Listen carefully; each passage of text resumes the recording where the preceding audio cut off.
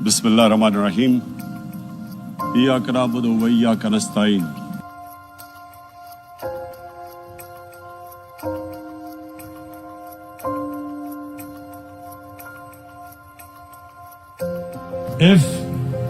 If this goes wrong, you hope for the best but be prepared for the worst.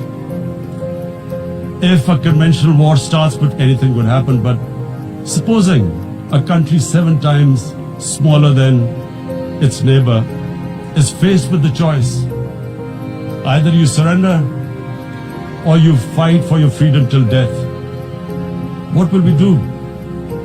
I ask myself this question. And my belief is, La ilaha illallah, there is no God but one. And we will fight. And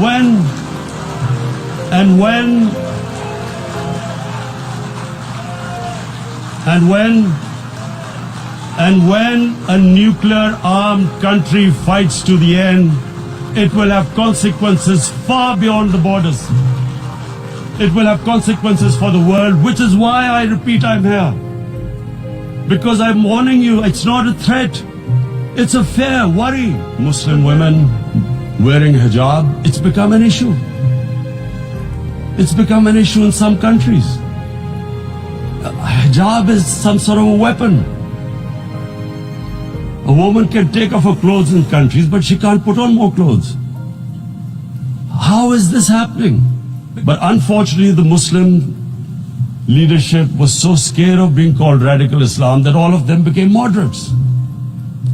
In Pakistan, we were in the eye of the storm, and our government coined a phrase called enlightened moderation. No one knows what it meant, but everyone started putting on Western suits that they were moderates, started speaking. Even those who didn't know English would speak English because they were moderates. No one had a clue what it was. Because no one did research that before 9/11, the majority of suicide attacks in the world were by Tamil Tigers, who were Hindus. No one blamed Hinduism, and quite rightly. What has Hinduism got to do with what desperate people were doing in Sri Lanka? It is important to understand this. The Prophet lives in our hearts. When he's ridiculed, when he's insulted, it hurts. As we human beings understand one thing: the pain of the heart is far, far, far more hurtful than physical pain. That's all we ask. That do not use freedom of speech to cause us pain by insulting our holy prophet. That's all we want. And Mr. President, what comes with racial superiority, these illusions of Aryan superior race, is arrogance. The two go together. And it's arrogance that makes people make mistakes and do stupid things. Cruel things like what Narendra Modi has done. It's sheer arrogance. And it's arrogance that has blinded him from the fact that what is going to happen when the curfew is lifted. Has he thought about it? This hasn't been thought through. What is he going to do when he lifts the curfew?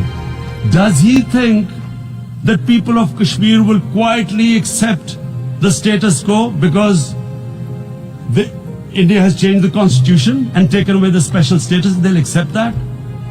Mr. President, 100,000 Kashmiris have died in the past 30 years. As when they lift the curfew, whatever happens, Pakistan will be blamed, and there is always a danger of another Pulwama. They might come and bomb us again, and then another cycle might start. And what does Narendra Modi think? That 180 million Muslims of India are thinking right now. Aren't they watching these Kashmiris stuck inside for 55 days they've been stuck in? This is one of the most critical times. There will be a reaction to this. Pakistan will be blamed. two nuclear-armed countries will come face to face like we came in February. And before we head in that direction, the United Nations has a responsibility. This is why,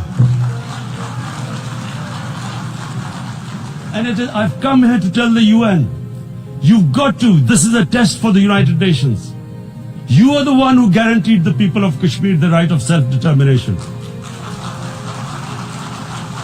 They are suffering because of that.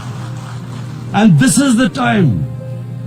This is the time not to appease like in 1939 appeasement took place. This is the time to take action. And number one action must be that India must lift this inhuman curfew, which has lasted for 55 days. It must free all political prisoners, and especially those 13,000 boys that have been picked up. Parents don't know where they've disappeared. And then the world community must give the people of Kashmir the right of self-determination. Thank you.